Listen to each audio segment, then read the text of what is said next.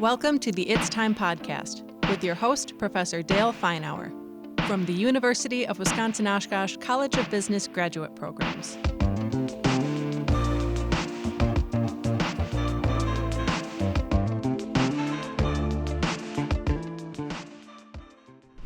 Welcome to the It's Time podcast, an offering of the UW-Oshkosh College of Business Graduate Programs. Once again, we're here at A.J. Armstrong's studios to help throw a little fuel on the flame of your desire to enhance your business management and leadership skills. Today, we have Bobbie Collies with us. Bobbie, would you tell us a little bit about yourself? But let's start with, where do you work and what's your role in the organization? So I work at Grange Insurance out of Columbus, Ohio, as our headquarters. And my current role is Vice President of Strategic Distribution. Go on. What does Vice President of Strategic Distribution mean? Well, it was a newly created vertical, Dale, 2 years ago within the sales and marketing department. And really what we're trying to do is look over the horizon for distribution and insurance. So my team really has two pillars. One is focused on strategic account management. So looking at the largest agencies across the country and understanding what their strategies are and figuring out where we want to align and maybe where we don't want to align. Okay. And then the second pillar is on emerging distribution. And that's really, where does technology intersect with the independent agency channel? And how do we enable our agents to continue to remain relevant as the industry changes so quickly? Very good. Now, let's get to telling about you. Tell me about you. How did you get to become the leader you are today? Tell me about your life. Well, so I'll give you a plug quick. I got my bachelor's degree from UW-Oshkosh, and you were a professor of mine. So I had a very good foundation. Thank you. That's very kind of you. I will pay you later for that compliment. of a college education. But I think, I was very fortunate very early in my career to have leaders within the companies that I work for recognize my potential and give me access to things like strategic discussions and professional development opportunities early on in my career. And so I think I was just given a lot of tools and resources, and I feel very fortunate for the folks that supported my growth as an early business professional. Were there any particular leaders that you were exposed to early in your career that you'd identify and say, yeah, I learned some stuff from their leadership style? Yeah, I'll give a call out to Bill Reeves. So he was a executive at Society Insurance when I was an underwriter. And he really saw my potential, right, as a leader. So he saw me as a leader on the floor. He put me into training programs and really gave me the opportunity and set the stage for my success by exposing me to strategic discussions, and then also helping me build plans, right, on how do we actually execute and get results. What do you think it was? Young people are often, I'd like to get mentors. I'd like to get people to help make those kind of investments in me. What do you think he saw in you that he said, this is one worth putting some investment in? Well, I would describe myself as having a truly entrepreneurial spirit. So any company I work for, I'm not really satisfied with what we're doing today, right? Like I can see over the horizon and say, hey, like what if we thought about doing it this way? Or I think we could make it better if maybe we made a few tweaks over here. And so some leaders that you work for, and I've learned a lot from bad leaders that I've worked for as well as really great ones. But one of the things that Bill did for me is he really said, okay, I'm going to just set the stage for your success. So what are your hurdles to getting this done? And what can I clear for you? And how can I support you? Right. And so I think just having someone who will not only give you the professional development opportunities, right, to just grow technically as a business professional and a leader, but also just being open to helping support you in the ways that you need, right? So he saw the strengths in me and focused more on my strengths versus my weaknesses and really pushed me to be better. Yes. You had mentioned that you've also probably learned from some less than optimal leaders that you have been exposed to. I assume we will not shout out names on this one. But what have you learned from a leader that, no, that's not the way I want to lead? Yeah, I can think of a few in my career. I would say that they had big egos and their idea was the only idea, right? And so as a leader myself, those were situations where I learned not only what not to do, but then also learned how do you create a situation where you make that person think that your idea is their idea, because that's the only way you're going to get things done. All right, let's hit both of those. So managing up, not uncommon that you are looking to manage up and get the boss to think this is their idea, because otherwise it didn't go anywhere. How do you do that?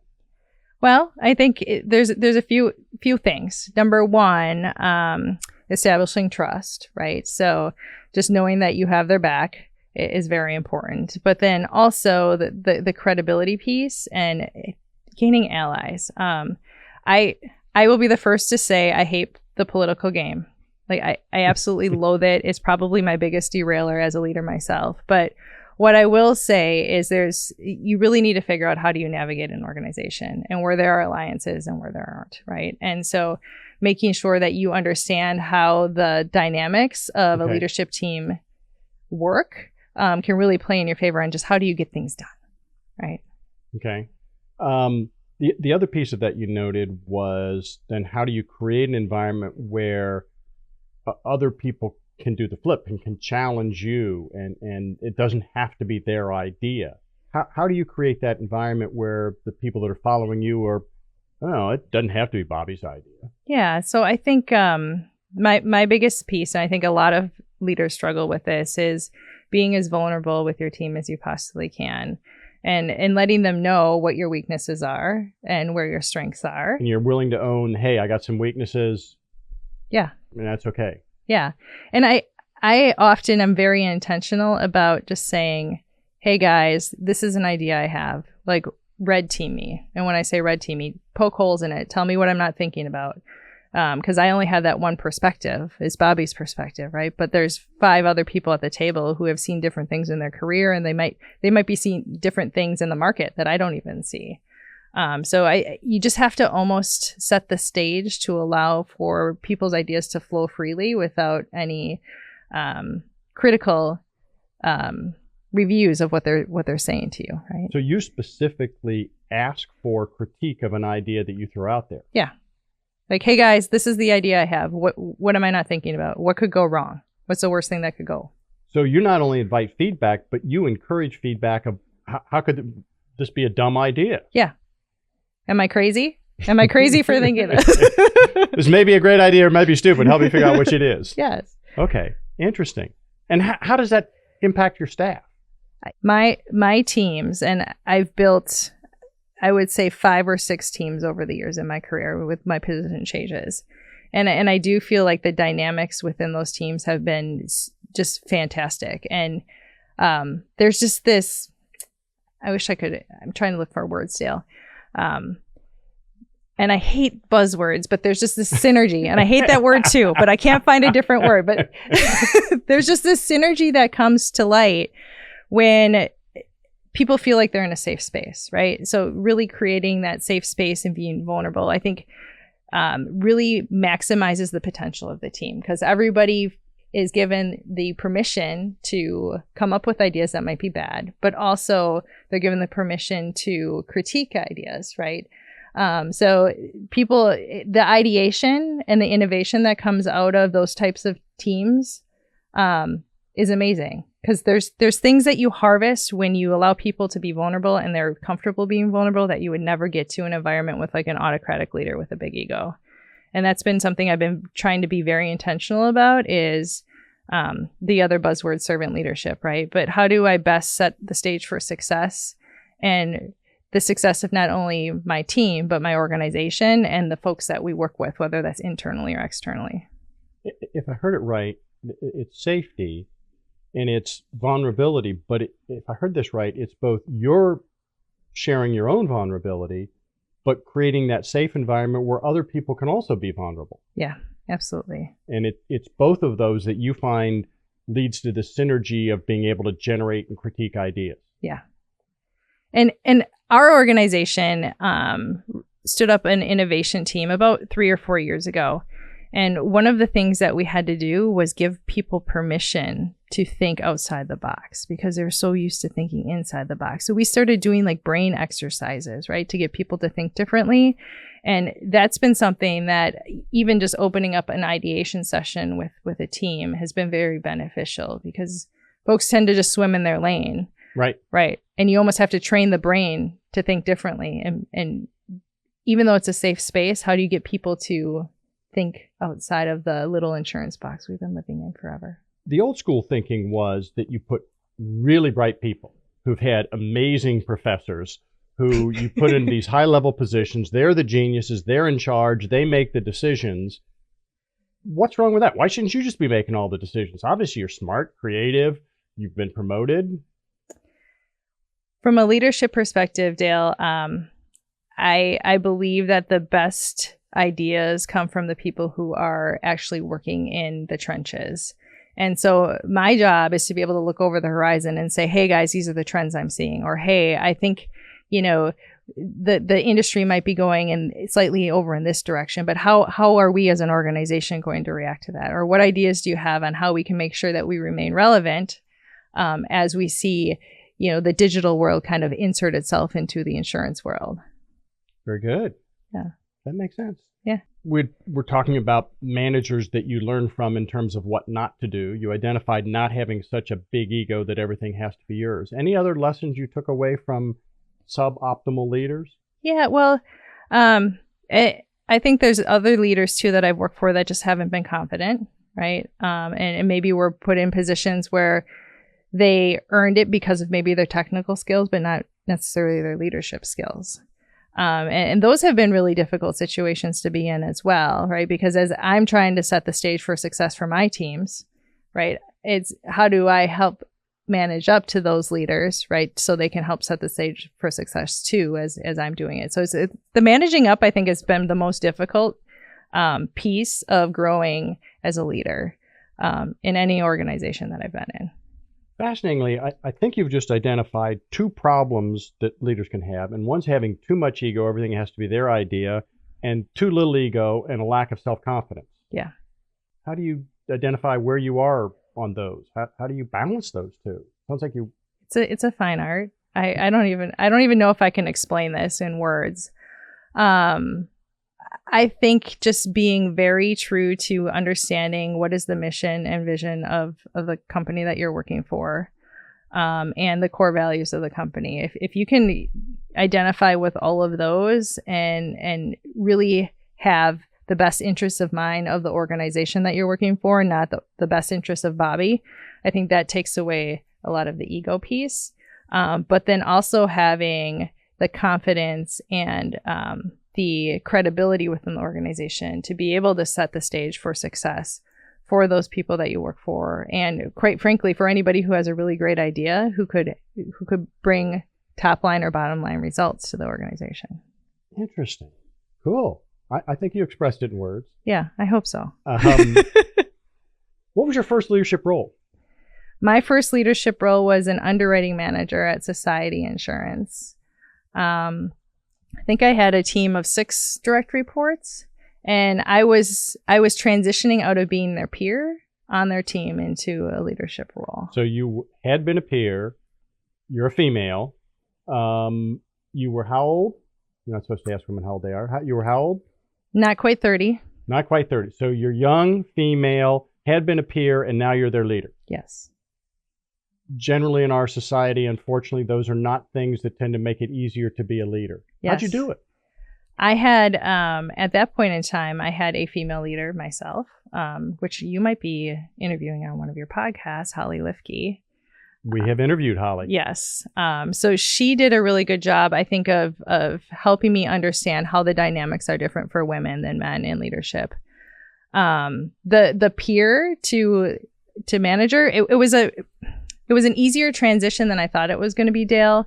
And I think it's mostly because within the team itself, I kind of took on that natural leadership role before taking on the management role. I'm not going to say it didn't come without challenges, because right. Every new team comes with challenges. But I think in that case, I got some good technical training on becoming a new manager from an organization called MRA. Sure. And then I had a really good leader to help me walk through it in Holly.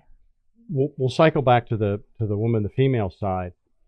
One of the things in leadership is trying to balance having a relationship with your direct reports with not being too much the buddy, the friend. That can be particularly complicated when you've been a peer. How do you balance that question of, are you their friend or are you their leader? So I've always tried to take this this point of view where I just put on a hat. I'll be like, today I'm talking to you as your leader. These are the expectations I need to set, or if it's a critical conversation. But then I'll also say, right now I'm talking to you as a friend, not your leader, right? And here's some advice I have for you. So having those clear boundaries, I think, ahead of conversations has really helped, particularly in those situations where I was their peer and went to their leader, or it's someone from the industry that I've been friends with for a long time and I want to recruit them on my team and I bring them in and they were a friend before I became their leader. Right. And so you'll articulate, hey, at this point, I'm having a conversation with you as a friend. Yes. This is a conversation as a leader. Yes. Understand which hat I've got on. Yes. Yes. And that's worked pretty well. I'm not going to say that doesn't come with challenges either, having friends report to you. But I feel like I've managed it well enough to make it be effective. And now a few words about some of the programs and services offered by the UW-Oshkosh College of Business. Powerfully positioned, strategically designed, results driven. That's what sets the University of Wisconsin-Oshkosh Master of Business Administration program apart in Northeast Wisconsin. Our MBA professional program offers flexible course options to meet the needs of working professionals seeking career advancement. Take the courses 100% online, in person during the evenings in Appleton or Oshkosh, or a combination of both, and earn your MBA in as little as 2 years. No GRE or GMAT required. It's time to achieve more with a graduate degree from UW-Oshkosh. Visit uwo.sh/MBA to learn more. That's uwo.sh/MBA. Visit today. What did you learn from that leadership role, that first leadership role? A lot of things. I think, to your point a little bit earlier, gaining credibility and respect as a young female leader was difficult, especially when you have folks on your team that are, no offense, middle-aged white guys. Hey, as long as you're not calling me an old white guy, I'm taking middle-aged white guy as a compliment. Thank you, Bobbie. That was quite a while ago. So things have changed, I think, for even women in leadership over the last decade and a half. Which has been fun to see. But there were some challenges there because there wasn't a lot of respect and credibility. So Holly worked with me a lot on how to approach some of those conversations. And quite frankly, even today, as a female leader, there are certain situations where I know that an idea might be better heard from a male, which is super unfortunate. But and I'll plant seeds and I'll be like, hey, will you bring up this idea in the meeting and I'll support you. But I think the idea might be better received coming from you than from me, and it would be best for the organization if we did it this way. And obviously hugely unfortunate that in our society, gender still a doggone bit of difference in these kind of things. But literally, you will have an idea and you'll think, if this will sell better coming from a guy. Yeah. So you pass it to a guy and let them lead it and to some extent get the credit for it. Yeah. Yeah. Doesn't that aggravate the heck out of you? Don't you just want to scream? It used to, Dale. It used to. Like as a young, like that, my emotional intelligence has really grown in that situation over time because when I was young, I would just push. I would push those ideas into these meetings. I'd be like, this is what we need to do. Like, come on, guys. Like, can't you hear me? And it turned out sometimes they couldn't hear you. Yeah. Well, or they would hear me, but for whatever reason, and there's plenty of studies. I mean, you guys, you know the case studies, right? That's, we all have these biases, these unconscious biases. And you just, at some point, you just have to figure out how do you get stuff done, right? For the good of the company and for the good of your team. Okay. Yeah. Other funks in terms of the challenges that are unique being a female woman leader in America today? I do believe that we've come a long way, and I'm fortunate to work for a company that has more females than males on their board. and I'm doing the counts in my head, and more females than males on our senior leadership team at this point in time. Those are both the exception to the rule. Yeah. So I think that's a really great start, right? It's just elevating women into roles where they can have a bigger impact on the strategy and the execution of the organization. But what happens in practice is still those unconscious biases come through. And sadly. Yes. And I think we're starting to do a better job of educating each other on that. And I think the diversity and inclusion push over the last couple of years is really kind of pushed more people to think about those biases that exist. But I think we just need to figure out, how do we train our brains, or at least pause, which is difficult because we're all moving so fast. How do we stop and pause and say, hey, are any biases potentially impacting this decision that I'm making right now? And I don't know that we do that intentionally enough as leaders. I really don't. How do you think the staff around you would describe your leadership style? Bold. I'm probably a little bold. I'm not afraid to challenge the status quo, but inclusive, definitely, collaborative, and energetic. Everybody that I've worked for, or even people that mentor me, just tell me, like, you just bring a lot of energy to a room, a lot of passion with what you do. And so I think out of all of that energy and passion comes the care. And I just read an article about just leading with love, which feels icky, being in a corporate world and saying you should love your employees. But we're in a really awkward and weird situation where, how do we, as a company, or, retain employees and create a culture that people feel connected to when we're working in hybrid worlds, or we have a ton of remote workers.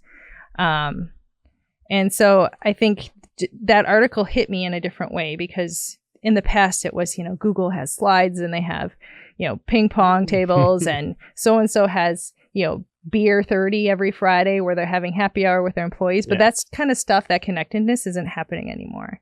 But I think what people are really looking for is, what is that true belonging, and how do I feel connected to an organization? It's just not a job, just not tasks. And then on top of that, we've talked a lot about emotional intelligence and how that EQ trumps IQ, right, in leadership. Personally, for me, EQ has been very difficult, looking at a bunch of heads on a Zoom screen every single day. Right. It's harder to read a room. It's harder to exercise that emotional intelligence. So I think that's a really big obstacle for us as leaders moving forward, is if we're going to have truly more of a remote or hybrid workspace, how do we figure out the tools we need to exercise emotional intelligence, and then also the connectedness of our teams and that love. Okay. And so the inclusivity, the caring, the EQ, maybe a particular challenge in the remote environment, but that's one of the really important parts of you as a leader. Yeah. I think I will agree with every single article and study that's been done on emotional intelligence and how it impacts someone's effectiveness as a leader, and the effectiveness of the organization if the leadership teams have high EQ. So I'm hearing, agree with the assessment that for someone who is aspiring to move up in leadership ranks, thinking about EQ, enhancing their EQ is one of the most important things they could do? Absolutely. Cool. Absolutely. And my challenge right now is, my EQ scores have evolved to be better over time as a leader. But I know personally that my EQ drops significantly when I'm on a Zoom screen versus in a room. And I'm trying to figure out two things: the why, and then how to solve for that. And I've talked to many other leaders about this, and I feel like everybody has this challenge. So Dale, if the college has any great tools for us, we'd love to have them out here. Well, I'll work on that. But any takeaways you've had already in terms of how to maintain EQ in the Zoom Teams environment, remote? I think one is focus, right? So I think it's harder to feel the energy of a meeting when I'm on Zoom. So I'm looking at everybody's faces, but I think everyone on that Zoom screen is probably 60 to 70% focused, versus in a room, they might be more like 90% focused. Right. So I think number one, we have to solve for, how do we pull everybody in so everybody's present and focused within the meeting and not distracted by the side chats or the text messages or the email that they have up on their second screen. And then once we can solve for the focus piece, then I think that's when we can start saying, okay, how can I start to read the dynamics of this meeting and bring EQ into the conversation that we're having now? Because it feels like it's been a lot more task and business orientated. Yes. And which I think is also creating bigger silos within organizations today, and which is maybe another problem we need to add to the list of virtual remote work environments is the silos. The silos. Yeah. The remote is a fascinating challenge, particularly in sort of orienting new people, bringing new people in the organization. One of my sons started a job not long ago when I was asking about that challenge, and he noted that the flip side is that you see people in environments you otherwise wouldn't. I got to stop this meeting because I'm going to go make lunch for my kid because they're homesick, and the cat walks across the screen, and etc. Yeah. In the Zoom Teams environment, how much are you focused on this needs to be very businesslike, and how much is it okay for the cat to walk across the screen? Yeah, like the cat walking across the screen, the kid peeking in and waving quick. Those are all really fun moments. Those are okay. I think they're okay, right? They're real, right? And we talked earlier about being vulnerable, like being real is being vulnerable.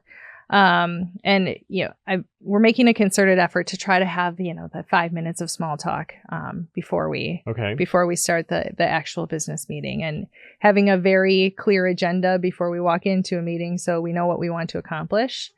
And our organization even, we're trying to build this culture playbook. So we just, put in some meeting etiquette so we could have actual breaks between Zoom meetings. So it's not back to back to back every half an hour on the hour and people feeling guilty if they're walking in late, right? Bio breaks, snacks, lunches. So we're trying to intentionally force some more, some rules of engagement, right? In a virtual world that we didn't necessarily need to have when we were in the office together. Okay. One of the other aspects, in addition to the inclusivity and the caring, was energetic. Yeah. Talk to me about being energetic as a leader. I don't know that I see it in myself as much as other people see it in me. You really don't. I can sometimes feel it, but I don't know that I see it as much as other people see it. And I've been given this feedback when I've started with new teams, 6 months in, or 360 after a year or something, and just like, you just bring so much energy to the team. I'm like, really? Like, that's cool. Like, I'm excited about that. But I don't know that it's not intentional. I think it just might be who I am. Right? Well, I can believe it's who you are. When I thought about you doing one of these podcasts, this is going to be cool. And I thought, she's very energetic. This is going to be easy. Yeah. Yeah. Well, good. That's interesting. Did you think the same thing about me as a student? Oh, yeah. Okay. Oh, sure. So, you were bouncing off the walls then. It's innate. And so you are just energetic as leader because Bobbie's energetic. Yeah. Is that a plus for you as a leader? Is it something you have to control in any ways? Yeah. How's that play into leadership? I think overall it's a positive. I've also been given feedback at times I can be intimidating, and I think it's just the energy coming through. Like, I'm just so excited about something, or I'm really passionate about something, that I think it's just sometimes people are overwhelmed because I'm just, I just come at them. I understand. Yeah. And so I think my EQs help me with that over time, being able just to recognize if someone's like, whoa, like, ooh. Maybe Bobbie needs to take it down a notch. She just needs to settle down a little bit. But then you see people lean in too sometimes, right? When the energy's there. So I think that I'm going to go back to the EQ, Dale. Like, it's probably one of the most important pieces as a leader that I've intentionally focused development on over the years. It's the EQ side. Yeah. Yep. And one of our podcasts is focused on EQ. Bold is one of the other aspects of you as a leader. Talk to me about being a bold leader. I've never been afraid just to say, hey, like, to challenge the status quo. And I think one of the things that people both appreciate, and I probably drive some folks nuts, is what we're doing today isn't good enough, because I'm more of like, I don't want to be just good. Like, I want our team to be great and I want us to win. It might be a little bit of the competitiveness in me. But just thinking outside the box and thinking differently, which is probably why I'm in the role that I'm in today. Right. Is because how do we look over the horizon and try to predict where things are going, and then build a strategy on how do we get there. And quite frankly, in today's world, it's going to take bold. So being bold is a good thing as a leader. It's an important part of who you are. Yeah. Are there downsides to being bold as a leader? Well, this is where you have to build a good team, because there needs to be someone probably a little bit more pragmatic sitting at the same table as I am as we're making business decisions to say, yeah, Bobbie, that's a great idea, but maybe not now. Or red team it. Well, have you thought about this? Right? Because I get really excited about new things and trying new things. And so there needs to be someone on my team who can help balance the bold and Bobbie. So you're bold, you're energetic, you can be intimidating, and yet there are people on your team who are willing to, at some level, look you dead in the eye and say, yeah, we think you're missing some things. We think you're getting a little too headstrong. Yeah. Really? How did they do that without being afraid that they're going to get killed? Well, I think it goes back to creating that safe space. I'm asking for it, right? Okay. I'm genuinely asking, like, hey, like, tell me if I'm crazy, but this is where I'm going. So you lead with the yes, being vulnerable yourself. Hey, yeah. It's okay if you think I'm crazy. You can say that. Yeah. Or here's an idea. Or what do you think if we went in this direction? What could go wrong? Talk to me about the pros and cons. So you're really inviting that. Yes. Okay. And you almost have to as a leader. Particularly when you're bold and energetic. Yeah. Because otherwise you're just not going to get the feedback that you need. And if you don't get that feedback, you'll probably step in it. And now, a few words about some of the programs and services offered by the UW-Oshkosh College of Business. The Cybersecurity Center of Excellence at the University of Wisconsin-Oshkosh is focused on solving tomorrow's problems today. Corporations and other businesses in Northeast Wisconsin can utilize the center for threat analysis, incident response assistance, cybersecurity awareness and training programs, and professional development for technical and other staff. Learn more about the University of Wisconsin-Oshkosh Cybersecurity Center of Excellence at uwo.sh/cybersecurity. That's uwo.sh/cybersecurity. You think you were a born leader? To some degree, yeah. I look back at just even, neighborhood, childhood playtime, and I'd be like, yeah, we're going to get together and we're going to play this game. Right. And then but I also coordinate. I'm very good at coordinating social events too, Dale. Like it's just leading, bringing people together. I'm also an extreme extrovert. If you haven't been able to tell, yeah. Shocked, I say. All right. So you're a natural leader. Do you think you could be developed into a leader even if you're not a born leader? If there are people out there thinking, I'd like to be in leadership, but I don't think I'm a born leader. I didn't coordinate stuff when I was a kid. Well, I think you truly have to want it, right? So if you don't feel like you're born a leader, I think there are tools and resources out there for you to become a person who could lead, but you have to have the confidence to do it, and you have to really want it in your gut. And I think if you have the will, there's ways. There's absolutely ways to. So you don't have to be a born leader. I don't think so. You can develop the skills. I don't. Yeah, I think so. And I think I was a born leader, or maybe had those innate qualities because I was so social and I just wanted to bring people together. But that doesn't automatically make you a great leader, right? And so I stepped in a few times early in my career, right? Because I didn't have probably the emotional intelligence or the experience that I needed to, or pushed a little bit too hard with some of those ideas without getting enough feedback first. Right. And then ended up in a situation that wasn't awesome, right? But it's live and learn. And that's one of the things I try to tell my teams is if something doesn't work, it's okay. Like we learn from it and it's not a failure, right? Like let's just learn from it and move on and make sure we don't make the same mistake again. Yeah. It's okay to make a mistake, just not the same mistake over and over. Yeah, because that's insanity. Yes.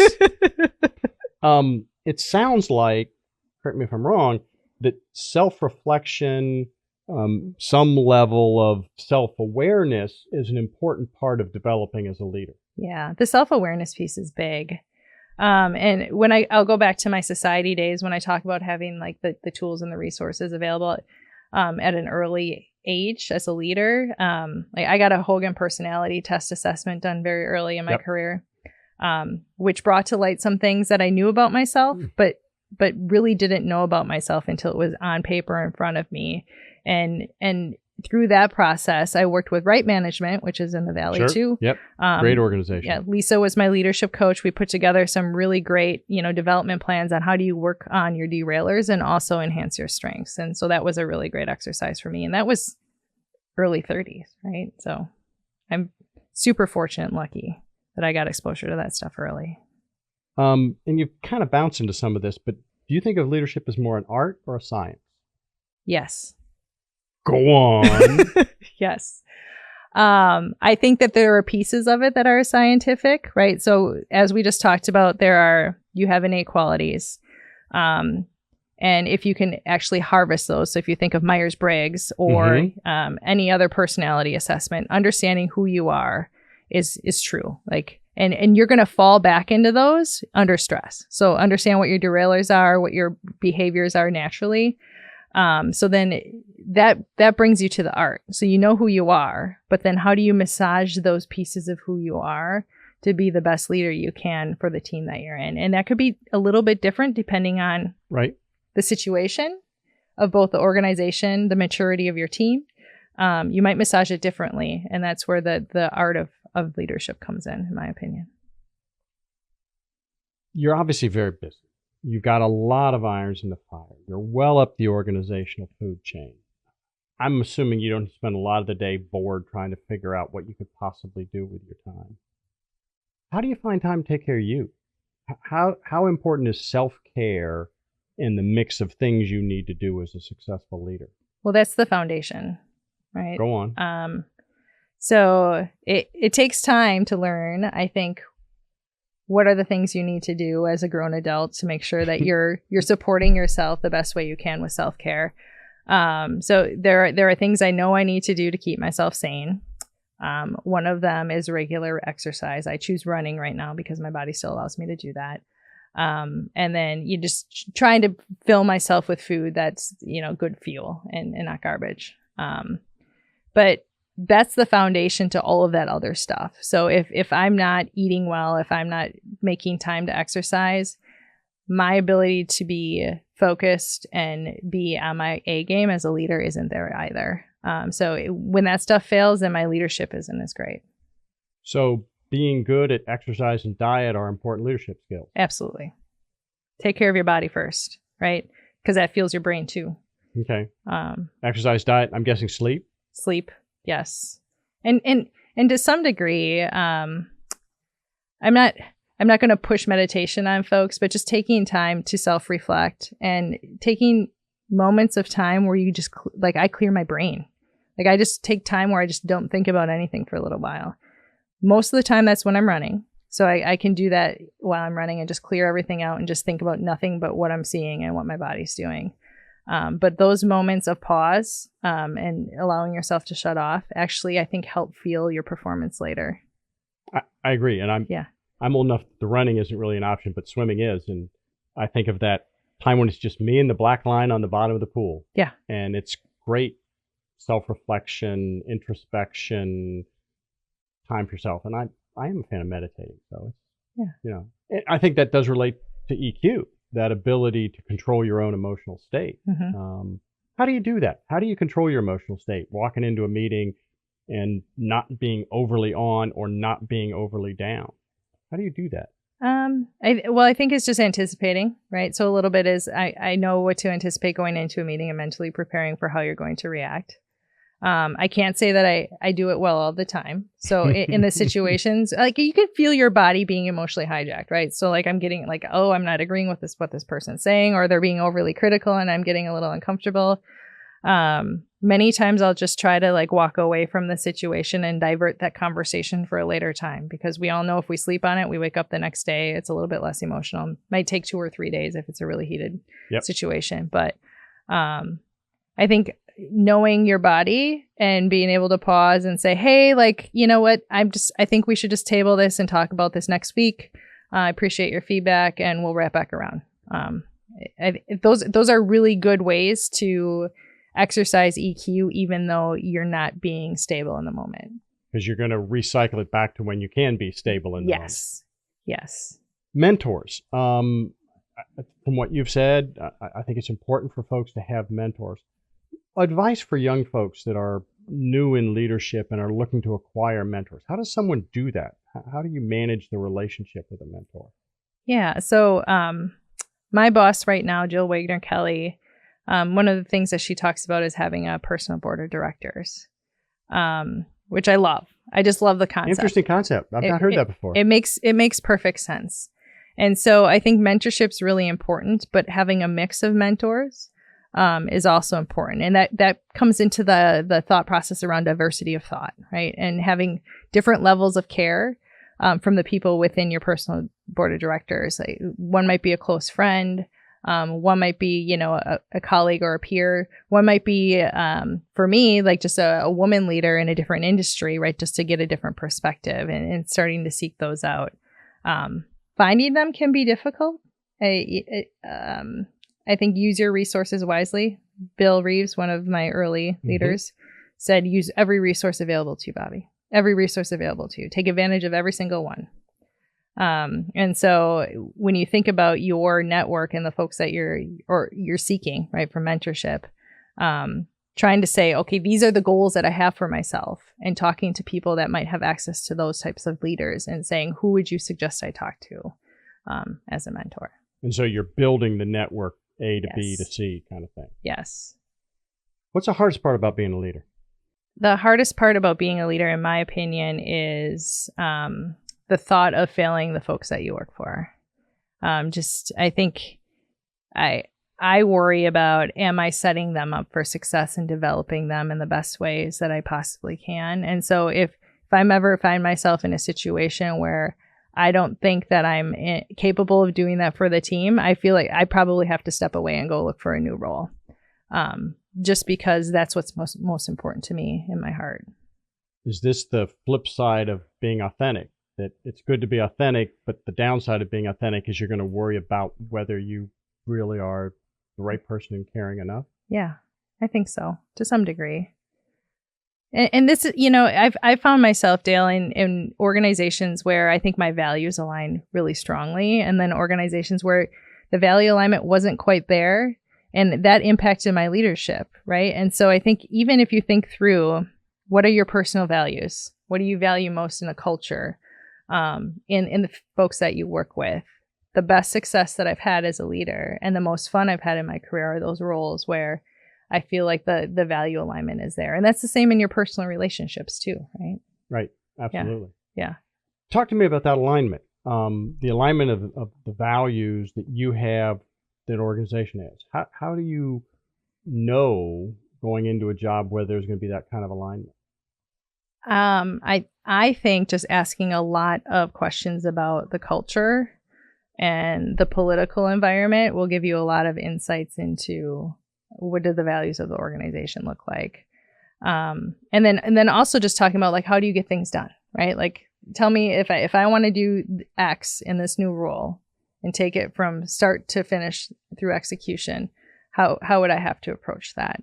And just hearing people talk through some of those things, I think you can probably get a good feel for the values of the organization, because everybody has their core values of the organization posted on their website or whatever. Yeah. But really digging into what does that actually look like? What does that mean? Yes, is important. What are you reading? What are you listening to now? Where do you get new information about leadership? One of my favorite podcasts, actually, is Entree Leadership. The podcasts are a little bit long, but there's a lot of different perspectives on leadership there. I still do TED Talks. I'm not reading as much as I used to. I think just because the podcasts and the audio make it so easy to feed that same beast. Yes. I really like John Gordon's books. If I'm going to read. One of my favorite books is The Energy Bus that he wrote. Why? What strikes you about that as being helpful?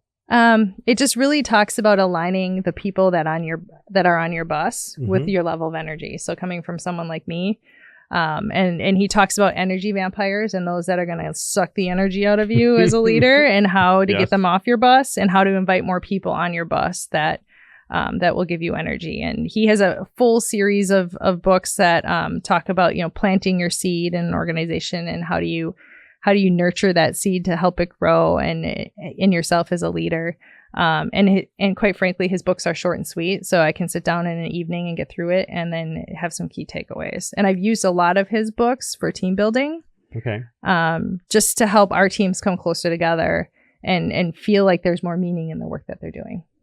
One of the things I've heard people say about leadership is that you tend to get distracted with the energy vampires, the problem children in your organization, and you don't get to spend enough time developing, helping, nurturing, bring to fruition the good people in your organization. Does that strike you as a challenge that's important? I think that the energy vampires can become a very big distraction. And sometimes that's happened to me at times in my career too, where I've focused way too much on them. And sometimes you can't avoid it at all. But in the situations that I can, I just try to just remove them as much as I possibly can, only use them for what we need to get work done, and just not pay attention to all the noise that they bring to the table. That's not always possible, right? And then that's where the art of influence comes in, and how can you influence this person or people around them to make some changes. Okay. Yeah. Is it ever the case that with an energy vampire, they're just not in the right seat and you need to move them out of the organization? Yeah. I've had that situation before. It's not easy. Those are probably some of the darkest days as a leader, where, you have to let someone go because they're just not a fit. But in the long run, it's better for everybody. It's better for them. It's better for the team. People typically land on their feet unless they're complete deadbeats, right? Yeah. They'll land on their feet somewhere that might be a better fit for their personality. I saw an interesting study that most people fired for cause find a new job at a higher salary than the job they were fired from. Yeah. Because I presume better fit. Yeah.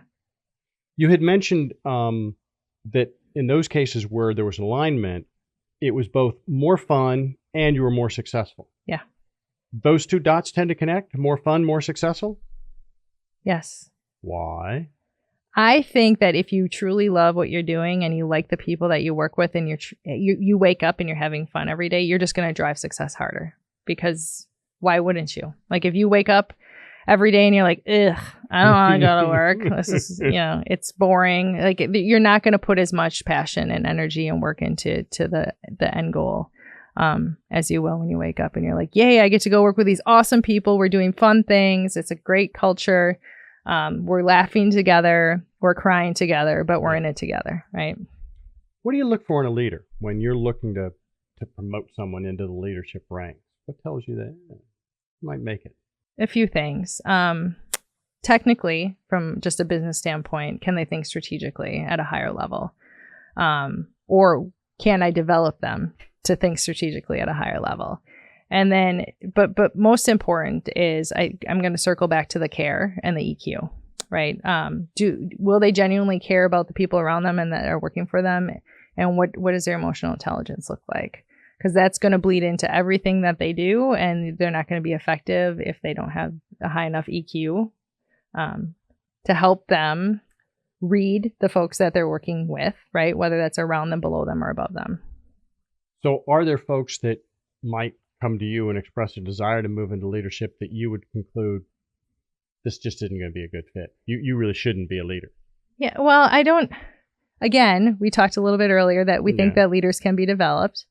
So sometimes it's, maybe now is not the time, but here's some things that maybe we could work on. Or like I see where you might need some growth. This person might be a very good mentor for you, right? Based on their skill set and where you are today.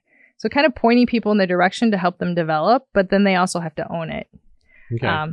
They have to grab a hold of that, take that feedback, whatever it is that you give them, and really work towards, okay, this is something I'm going to be very intentional about working towards so I can become a leader later in my career if I so choose to. So you could tell someone, look, it's not right for you to be a leader now. Here are a couple things to work on. If you work on these, if you clear these hurdles, then moving forward, this might make sense. Yeah, absolutely.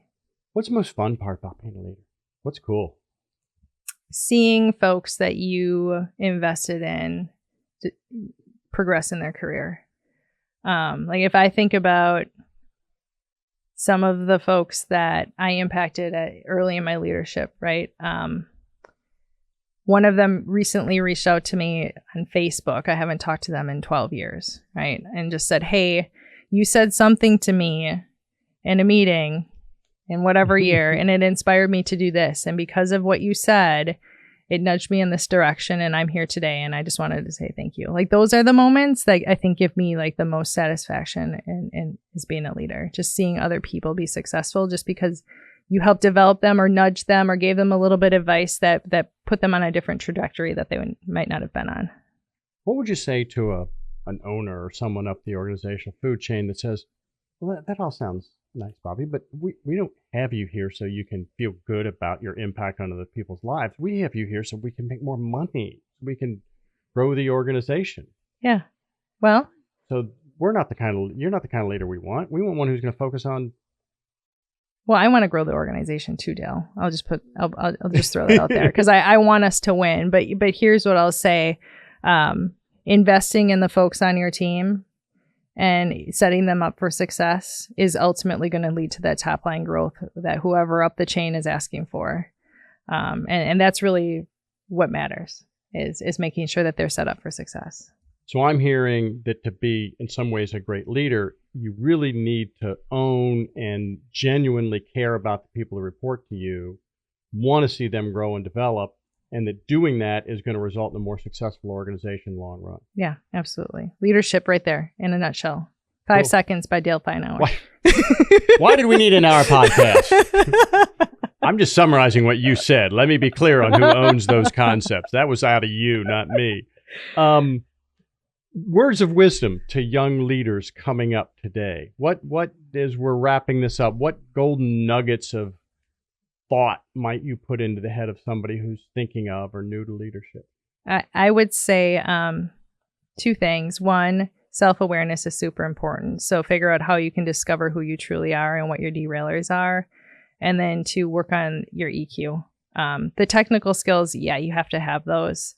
But as long as you have that foundation of whatever technical skills are in the craft that you're in, the people part of leadership is the most important piece, and it's the hardest part of business. And so if you master that, the sky's the limit, in my opinion. Cool. Bobbie, thank you very much for being here. Thanks for having me, Dale. And if you're accurate that having fun and being productive are together, this was a great podcast because this was a lot of fun. It was a lot of fun. So I do thank you for your time. Thank you for having me, Dale. And we thank all of you for listening to us for another edition of It's Time Podcast brought to you by the College of Business Graduate Programs. Join us again for the next podcast. Thank you very much. It's Time is a production of the University of Wisconsin-Oshkosh College of Business Graduate Programs in association with Venture Project Studios. Executive producer, Aaron J. Armstrong. Host, Professor Dale Feinauer. Creative Director, Madison Potratz. Director of Photography, Elazar Kloon. Audio and Video Editor, Elazar Kloon. Marketing Strategy, Tara Larson. Social Media, Anwar Mahana. A special thanks to L Creative, TopView Media, Michael Patton, and the University of Wisconsin-Oshkosh College of Business Graduate Programs.